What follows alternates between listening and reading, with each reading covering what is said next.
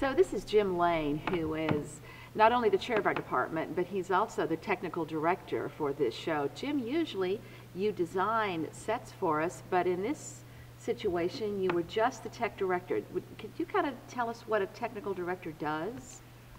If you think about it in terms of buying a house, the technical director is the contractor that actually builds the house. You have an architect that designs it. You have a client that is speccing what you want. That'd be the director. The architect's the designer, and the TD is the contractor that engineers, provides all the materials, sees that it's completed just like the director and the designer want, and safely and on budget and in the amount of time that you have. We work on deadlines. Wow. Do you have a big shop to help you build the sets? How do we accomplish these? I have a medium shop. It's not the smallest in the world, and by no means is it the largest. It's very well outfitted. We're very fortunate to have a great shop to work out of and that we can do things like this. We build them in pieces and bring them into whatever theater that we're producing our show in and assemble them on site.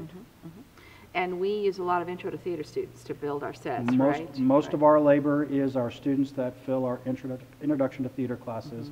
There are approximately 100 to 125 students a semester that will come through our shop, put in 12 hours of lab time to execute and help us produce scenery.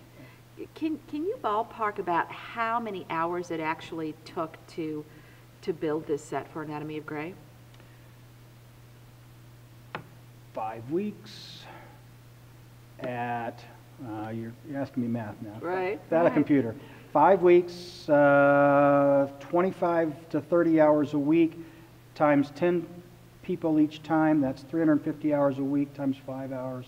Yeah, just the building of it, you're looking at 1,500 hours. Okay. 1,500 hours of labor at least, Right. just for the scenery. Right. Then there's the painting on top of that. Then there's the lighting and the sound and all of the other elements that go into creating a cohesive, unified production. Right. Now, the set for Anatomy of Grey feels very impressionistic, a lot of watercolor looks. It's more of a painterly set, isn't it, than a More build so than set? anyone we've ever done here. It is kind of, I like to think of it as an American expressionism or impressionism.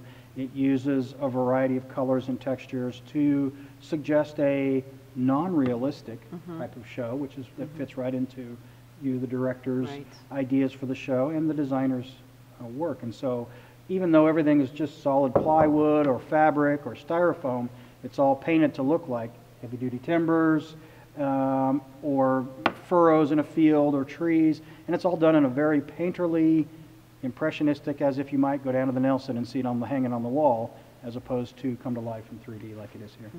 So these aren't real timbers, right? Well, from way out there, they look like it. When you get up close, you realize, no, that's just a 2x4. No, that's just a piece of paneling.